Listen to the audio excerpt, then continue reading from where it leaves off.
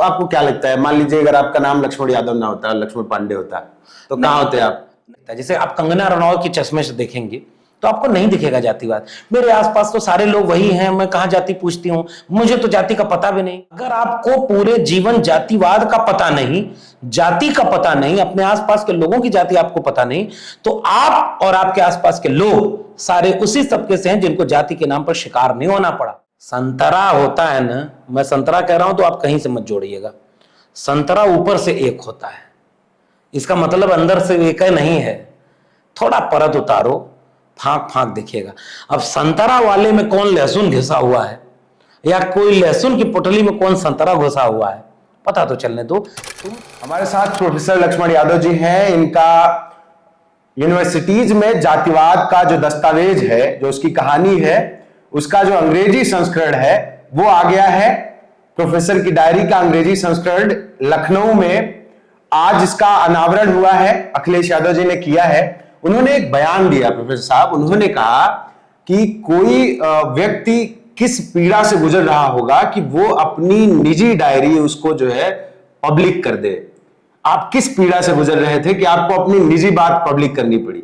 बहुत शुक्रिया विनीत आपका और आपके सभी दोस्तों का, और इस बात के लिए भी शुक्रिया कि आपने प्रोफेसर की डायरी पर बात करने के लिए विषय चुना। और मुझे इस बात की खुशी है कि लखनऊ में उसका आज लोकार्पण हुआ, बहुत शानदार लोकार्पण हुआ। लखनऊ के जितने जन बुद्धिजीवी प्रगतिशील लोग हैं, प्रोफेसर्स हैं, और खुद सपा प्रमुख आदरणीय अखिलेश यादव जी, सारे लोग उसमें शामिल हुए और एक बहुत शानदार बातचीत हुई कि कलम और किताब पर खतरा क्या है और इसे बचाना क्यों जरूरी है। इसी मकसद से प्रोफेसर की डायरी लिखी गई। लोगों ने खूब पढ़ा है, प्यार दिया है और अभी भी पढ़ रहे हैं। अंग्रेजी संस्करण उसका है, 4 भाषाओं में अब तक आ चुकी है, हिंदी, अंग्रेजी, मराठी और पंजाबी, उड़िया और गुजराती में भी आने वाली है। अच्छा। अखिलेश यादव जी ने उसके मर्म को पकड़ा। मर्म ये था, और कितनी आत्मीय बात है जहां से आपने सवाल किया कि कोई डायरी लिखता है तो अपने लिए लिखता है, कोई पब्लिक क्यों करेगा और क्यों सार्वजनिक करेगा। अखिलेश जी ने इस बात को इतनी खूबसूरती से पकड़ा कि पीड़ा थी कि सार्वजनिक करना पड़ा, और पीड़ा निजी नहीं है। निजी एक छोटी सी पीड़ा है। मेरी पढ़ाई, गांव में भैंस चराने वाला किसान परिवार का एक बच्चा आजमगढ़ के गांव से निकल के इलाहाबाद यूनिवर्सिटी गया, पढ़ाई किया, परिवार वालों ने पढ़ाया, यूनिवर्सिटी टॉप किया, दिल्ली यूनिवर्सिटी पहुंचा, पीएचडी किया, लेख लिखे, नौकरी की, 14 साल पढ़ाया, सबसे अच्छा उसका एकेडमिक परफॉर्मेंस इंडिकेटर में नंबर है, परमानेंट नहीं हो पाया, किसी और ने कर दिया। मेरिट का तो इससे बड़ा एग्जाम्पल क्या होगा। और इस पूरी यात्रा में एक लक्ष्मण यादव का बनना कलम और किताब से कैसे है, वो प्रोफेसर की डायरी कहती है। और कैसे कलम और किताब पर खतरा आ गया कि उसे नौकरी से निकाल दिया गया। तो सवाल केवल एक लक्ष्मण यादव की नौकरी का नहीं, पूरी शिक्षा व्यवस्था को निजीकरण के जरिए और एक विचारधारा के प्लेसमेंट सेंटर बना देने के जरिए कैसे बर्बाद किया जा रहा है। इस पूरी यात्रा को एक पीड़ा के साथ और एक खूबसूरत यात्रा के साथ मैंने पिरोया है। तो अखिलेश जी ने इस बात को कहा, और दूसरी बात उन्होंने बहुत शानदार कही कि यह एक उत्पीड़न का दस्तावेज है। कितने लोग रोहित वेमुला को समर्पित है मेरी प्रोफेसर की डायरी, यूं ही नहीं समर्पित है, वो पूरी किताब रोहित वेमुला विश्वविद्यालय में एक दलित बच्चा पहुंचता है, पीएचडी कर रहा है, सपना देखता है कार्ल सगन जैसा एक वैज्ञानिक बनने का, और जाति उसका पीछा नहीं छोड़ती है।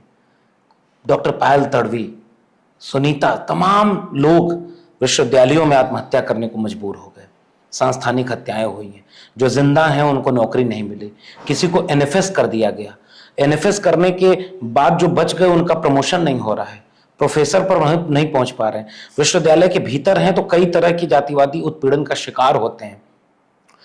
विश्वविद्यालय तो ज्ञान के केंद्र थे ना, सबसे पहले जाति टूटनी थी तो विश्वविद्यालयों के भीतर टूटनी थी, ताकि समाज को वो सिखा सके कि कैसे समाज अपनी बुराई को दूर करेगा। समाज की बुराई विश्वविद्यालय में मर गई तो फिर विश्वविद्यालय का आदमी बोलेगा। प्रोफेसर की डायरी वही बोलना है। प्रोफेसर साहब ने अपनी पैथोलॉजी में जांच के मान लीजिए पता कर लिया, जैसे आपने अपने पैथोलॉजी में टेस्ट किया और आपको पता चला कि क्या बीमारी है उच्च शिक्षण संस्थानों में, या ये कह लीजिए कि जो ये रिचार्ज वाली व्यवस्था आ गई है, जैसे आप एडहॉक पे प्रोफेसर थे और आपका आखिरी रिचार्ज सफल नहीं हुआ, आपको किनारे कर दिया गया, आपका शोषण किया गया। आपने बीमारी पकड़ ली, वो दस्तावेज लिख दिया, क्या उस बीमारी का कोई इलाज भी पकड़ा? क्या ये रिचार्ज वाली भर्तियां या जो दलित पिछड़ों के साथ तमाम संस्थानों में हो रहा है, इसका कोई इलाज भी है? इलाज है। इस देश की वैचारिक पृष्ठभूमि में, वैचारिक जड़ों में इसका इलाज है।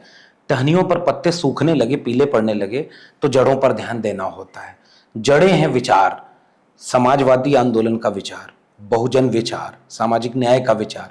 बाबा साहब अम्बेडकर कहते थे एजुकेट, एजिटेट और ऑर्गेनाइज। डॉक्टर राम मनोहर लोहिया कहते थे, और वो पूरा समाजवादी आंदोलन का नारा था, रोटी कपड़ा सस्ती हो, दवा पढ़ाई मुफ्ती हो। बाबा साहब अम्बेडकर बॉम्बे लेजिस्लेटिव असेंबली में भाषण देते हैं और बाकायदे लिखते हैं कि सरकार को शिक्षा पर खर्च करना चाहिए, ताकि किसी की जेब में पैसा है या नहीं, किसी की जाति क्या है, लैंगिक भेदभाव क्या है, किस इलाके का है, इससे तय न हो कि किसको शिक्षा मिलेगी और किसको नहीं मिलेगी। इसीलिए डॉक्टर लोहिया ने कहा कि रोटी कपड़ा सस्ता हो, लेकिन दवाई और पढ़ाई मुफ्त हो। इसका मतलब कोई बीमारी से मर जाए ये देखिए कि उसके जेब में पैसा नहीं था, कोई शिक्षा से वंचित रह जाए क्योंकि वो उसकी जाति ऐसी थी, अछूत था। यही इसका इलाज है। सरकार के ऊपर बंदिश होनी चाहिए कि सरकार सबको, हर हाथ को कलम और हर हाथ को किताब पहुंचाए। सरकार की भूमिका, क्योंकि सरकार अपने जेब से नहीं करती, जनता का पैसा होता है।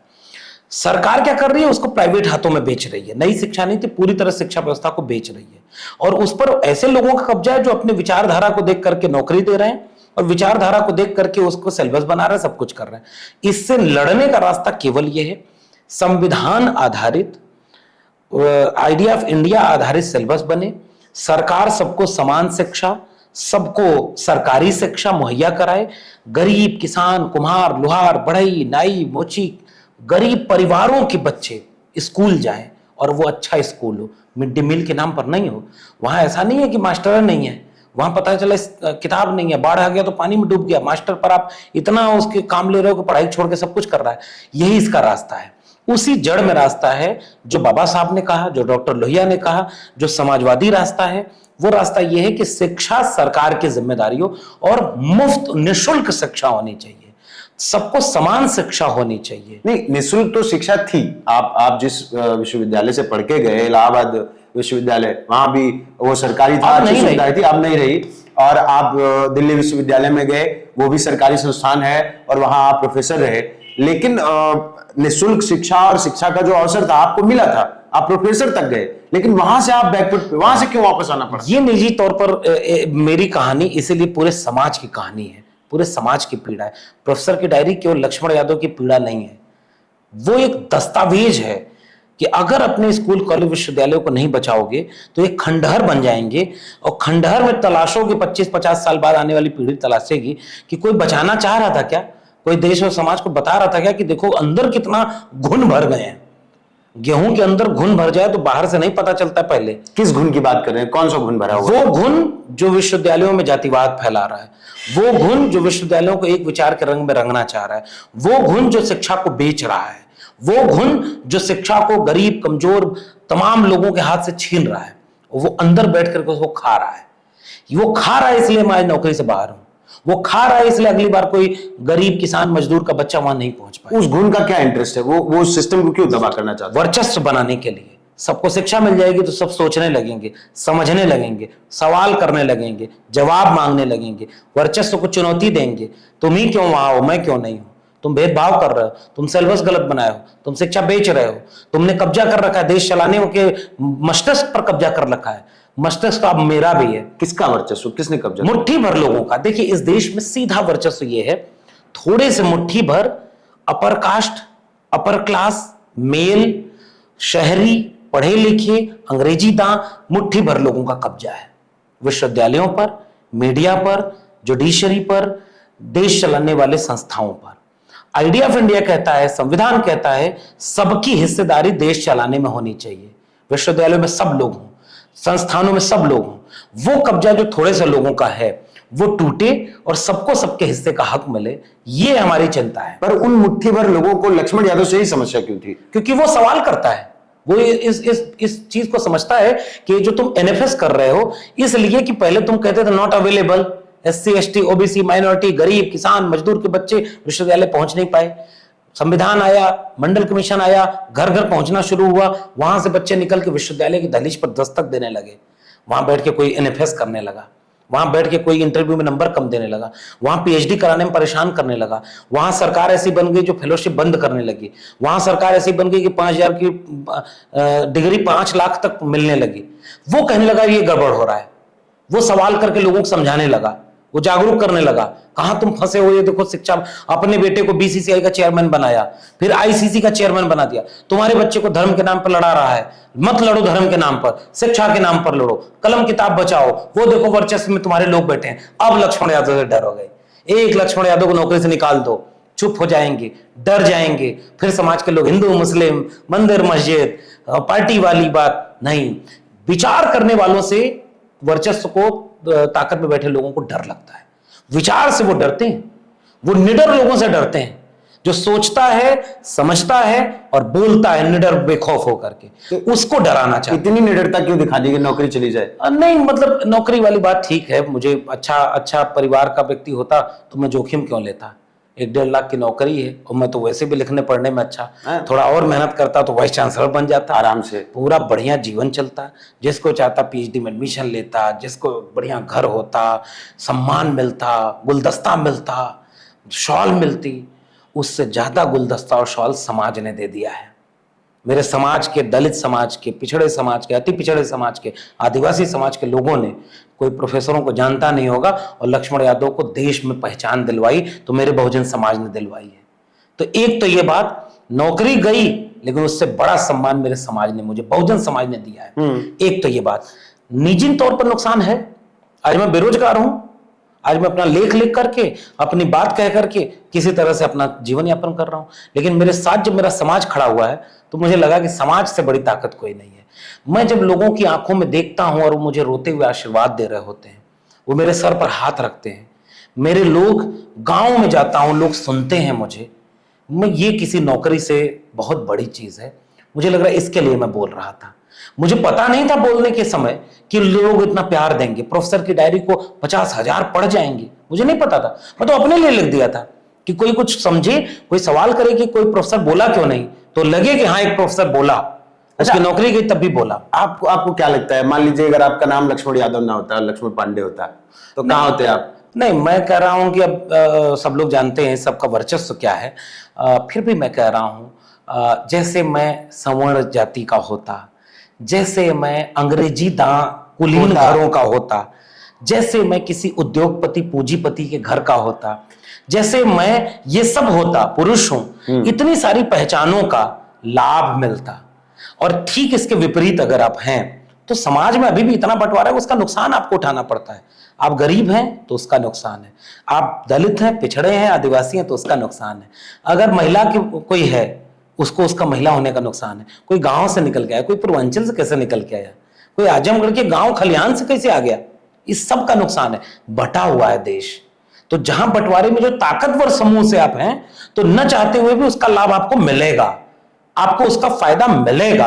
अगर आप वंचित शोषित समाज से हैं तो आपको नुकसान उठाना ही है। आप लक्ष्मण यादव बन के, आपका प्रोफेसर एक दिन आपको बोल देगा कि अहिरों के बच्चे गाय भैंस यहाँ छोड़ के यूनिवर्सिटी प्रोफेसर बन गए, हमारे बच्चे कहाँ जाएंगे। आप मुख्यमंत्री भी बन जाएंगे तो कोई कर्पूरी ठाकुर होंगे, तब भी कहेगा कि राम नरेश वापस जाओ, वापस जाके भैंस चराओ, तो कर्पूरी ठाकुर को जाओ बाल बनाओ, नहीं बनो। आरक्षण कहां से आई, कर्पूरी की मां की ऊपर गाली। आप अगर अखिलेश यादव बन जाएंगे तो घर गंगा जल से धुलवाया जाएगा। आप कितने भी बड़े प्रोफेसर बन जाएं, जाति आपका पीछा नहीं छोड़ती है।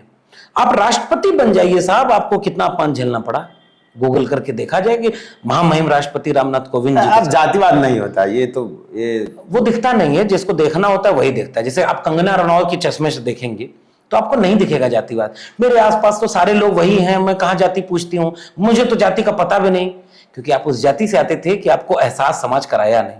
अगर आपको पूरे जीवन जातिवाद का पता नहीं, जाति का पता नहीं, अपने आसपास के लोगों की जाति आपको पता नहीं, तो आप और आपके आसपास के लोग सारे उसी तबके से हैं जिनको जाति के नाम पर शिकार नहीं होना पड़ा। वरना एक पल नहीं गुजरता है किसी दलित को, किसी पिछड़े को, किसी अति पिछड़े को, किसी आदिवासी को एहसास न कराया जाए कि तुम किस जाति के हो। आपको कितनी बार कराया गया अब तक? मैं कह रहा हूं कि अनगिनत बार होता है, आंखों से एहसास होता है, इंटरव्यू के नंबर से होता है, बोलने के समय से होता है। आज तक आपके जीवन में सबसे बुरा कब लगा हो, जब आपको याद जो आपको सबसे ज्यादा ऐसा लगा कि जिंदगी में यार आज मतलब जाति की वजह से मुझे ऐसा ट्रीट किया गया, सबसे बुरा वक्त रहा? देखिए, मैं अभी भी कहूं कि मैं ओबीसी किसान परिवार और एक समूह से आता हूं, एक जाति से आता हूं। फिर भी मेरे इलाहाबाद की यूनिवर्सिटी के प्रोफेसर ने कहा था, मैं भूलता नहीं हूं उसे, कि अहिर का बच्चा गाय भैंस चराया कि देश चलाने। अरे भाई, देश चलाएगा, बाबा साहब का संविधान है इस देश में। तो उस समय मुझे लगा कि यार ये बात आपको नहीं बोलनी चाहिए। आप प्रोफेसर थे, प्रोफेसर इस देश में जातिवाद करते हैं। मेरे दिल्ली विश्वविद्यालय के कितने प्रोफेसर ऐसे हैं जो कहते हैं, अरे तुम्हारा नाम तो फलाने है, वो तो फलाने के पास जाओ, तुम्हारी जाति वाले पीएचडी वो कराएंगे। आपका इंटरव्यू देखेंगे तो उनको पता होगा कि मैं किसकी बात कर रहा हूं, और प्रोफेसर की डायरी पढ़िए, उसमें पता चलेगा कौन किसकी बात कर रहा है। निजी तौर पर मैं फिर से कहूं कि अनगिनत जगहों पर आपको एहसास होता है। मुझसे ज्यादा एहसास किसी अति पिछड़े समाज के व्यक्ति को होगा, मुझसे ज्यादा एहसास किसी शेड्यूल कास्ट कम्युनिटी के बच्चे को होगा, मुझसे ज्यादा एहसास किसी आदिवासी को होगा। हायरार्की बनी हुई है ना। एक आदिवासी को साहब कहीं किसी बड़ी जगह पर भी पहुंच जाना, तो कब वो आदिवासी करार दिया जाएगा उसको पता ही नहीं चलेगा। किसी दलित को कब दलित करार दिया जाएगा। पूरा समाज इस पीड़ा में बटा हुआ है। ये पूरे देश को कमजोर कर रही है जाति व्यवस्था। ये देश से मोहब्बत करने वालों को चाहिए कि इसका विनाश करो, और विनाश करने के लिए पहले गिनो, पता करो, तब विनाश करोगे। पहले एक्सरे होगा, पहले जांच पता चलेगी कि शरीर कुपोषण का शिकार क्यों हुआ है। पर इससे तो देश बच जाएगा। मोहन भागवत जी बटा हुआ है। संतरा होता है ना, मैं संतरा कह रहा हूं तो आप कहीं से मत जोड़िएगा। संतरा ऊपर से एक होता है, इसका मतलब अंदर से एक नहीं है। थोड़ा परत उतारो, फांक फांक दिखेगा। अब संतरा वाले में कौन लहसुन घिसा हुआ है, या कोई लहसुन की पुटली में कौन संतरा घुसा हुआ है, पता तो चलने दो। तुम चश्मा उतारो, वो ऊपर का खोल उतारो, क्योंकि तुम खोल से छुपाना चाहते हो। किस खोल की बात कर रहे हैं आप? जाति के नाम पर जिसने वर्चस्व कायम किया है, वो हमेशा कहेगा कि जाति गणना नहीं होनी चाहिए, क्योंकि समाज बंट जाएगा। और जो जाति के नाम पर शोषण अन्याय सहा है, वो कहा है समाज बंटा हुआ है, तुम कबूल नहीं कर रहे हो, क्योंकि अगर कबूल करोगे तो हिस्सा देना पड़ेगा। सीधा से लड़ाई है। जाति जनगणना का विरोधी वो है जो जाति के नाम पर वर्चस्व बनाए रखना चाहता है, और जाति जनगणना का समर्थक वो है जो न्याय का पैरोकार करता है। संविधान न्याय और समता पर चलता है, और न्याय और समता कहता है कि सबको सबका हिस्सा मिले, और हिस्सा तब मिलेगा जब पहले गिनती होगी। तो विरोधी वो होगा जो हिस्सा किसी दूसरे का खा रहा है। सीधा एकदम फंडा क्लियर है। अगर कोई ओबीसी जाति जनगणना का विरोधी है तो इसका मतलब वो हिस्सा किसी और का खा रहा है। कोई सवर्ण विरोधी है, कोई दलित विरोधी है। मुझे आज तक एक आर्टिकल गूगल पर नहीं मिला कि जाति जनगणना के विरोध में किसी ओबीसी ने, किसी शेड्यूल कास्ट ने, किसी शेड्यूल ट्राइब ने एक आर्टिकल लिखा हो, एक बयान दिया हो।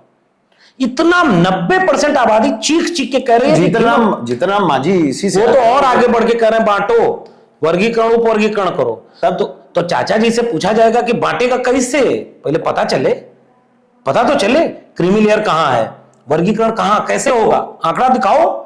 ऐसे थोड़ा है कि लड़ाने के लिए आपको आगे कर दिया गया, आप समाज को बांटने लगे, तोड़ने लगे। हम कह रहे हैं सब कुछ बनेगा नियम। पहले जनता गिनी जाएगी, एक एक गिनती सार्वजनिक होगी। बिहार में हुई है, बिहार में पता ही नहीं चला, कह रहे थे यादव सब कब्जा किए हुए हैं। 14.5% यादव की आबादी, नौकरी में 2% भी नहीं है, 1.5% है, 1.6 कुछ ऐसे 1.5%। अब बताइए, और कुछ लोग ऐसे हैं जो 3-4% है नौकरी में, 25-30% है आबादी 3%।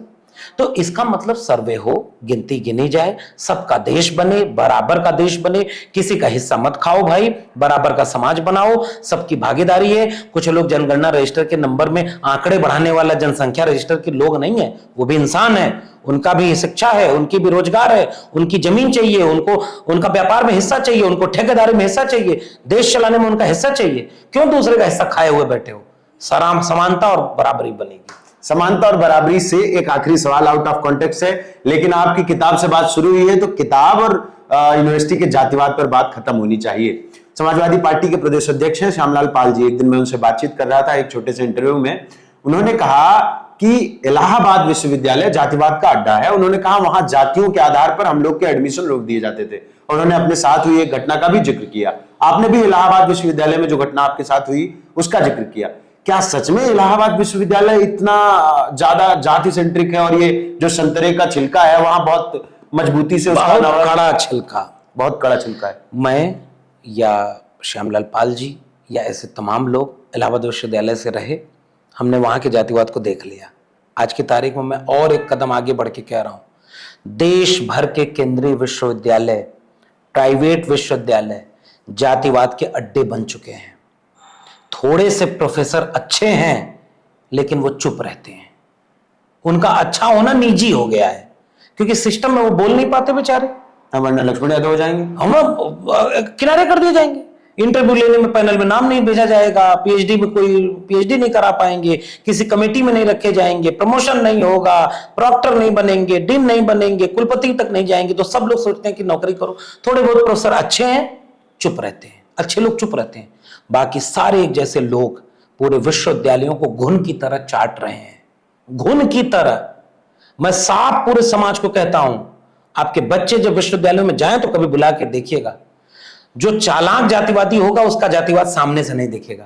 वो कहेगा ये देखो मुझे जातिवादी कहते हैं, ये देखो मेरा दलित बच्चा है इसको बराबर में बिठाया हूं, ये देखो आदिवासी है सब मेरी क्लास में बराबर रहते हैं। नहीं, इंटरव्यू में तुम नंबर किसको कितना दिए हो, सीबीआई जांच हो, नार्को टेस्ट हो, ईडी सीबीआई लगाई जाए, तुमने नौकरी किसको दी, तुमने पीएचडी में एडमिशन किसको दिया, किससे तुमने पैसा लेकर के नौकरी दी, विचारधारा किसको देख के नौकरी दी, रिश्तेदारी के नाम पर कितनी नौकरी दी और कितनी अपने जाति वालों को नौकरी दी। विश्वविद्यालयों में, पूरे देश के विश्वविद्यालयों में घोर जातिवादी लोग बैठे हुए हैं। आखिरी एग्जांपल, अनरिजर्व्ड का मतलब होता है ओपन फॉर ऑल। दिल्ली विश्वविद्यालय में 5000 नियुक्तियां हुई हैं पिछले दिनों। एक तो सारे पैसा दे करके एक विचारधारा के लोगों को भर दिया गया, वो सब बात अलग है। मैं वैसे वाली बात कहूंगा तो कल को मेरे ऊपर कहेंगे साबित करिए, कोई बोलेगा ही नहीं, कोई बोलेगा ही नहीं। इलेक्टोरल बॉन्ड तो यहां चलता नहीं कि वो पता चल जाए, तो वहां पता ही नहीं चलेगा। जो पैसा दिया है वो भी नहीं बोलेगा, जो लिया है वो भी नहीं बोलेगा। लेकिन सबको पता है क्या होता है। 50% सीटें यूआर हुई, तो यूआर में अगर सबको मेरिट में आना हुआ तो सबका नियुक्ति होनी चाहिए थी। 5000 में से 2500 केवल सवर्ण वहां नियुक्ति पाए हैं। ओबीसी 52% आबादी है, आरक्षण 27% है, तो सबसे ज्यादा नुकसान किसका हुआ, ओबीसी का। कोई बोला? कितने इस देश के प्रोफेसर यूआर की सीट पर एससी एसटी ओबीसी को पीएचडी में एडमिशन देते हैं और प्रोफेसर की नौकरी देते हैं, उनकी सीटों पे तो नफस लगा रहे हैं। अब यही सवाल है कि वहां जहां मिलना चाहिए वहां तो भूल जाइए, जहां ओबीसी एससी एसटी की सीट है वहां एनएफएस हो रहा है। अब आप सोचिए वो कौन कर रहा है? विश्व गुरु बनाने वाले, गुरुर ब्रह्मा गुरुर विष्णु गुरुर देवो महेश्वरा, गुरुर साक्षात परम ब्रह्म तस्मै श्री गुरुवे नमः, और गुरु घंटाल और गुरु जातिवादी सारे विश्वविद्यालयों में भरे हैं। फिर से कह रहा हूं, अच्छे प्रोफेसर हैं, चुप हैं, थोड़े से हैं, मजबूर हैं बेचारे, नहीं बोलते, और जो बोलते हैं उनको कोई सुनता नहीं।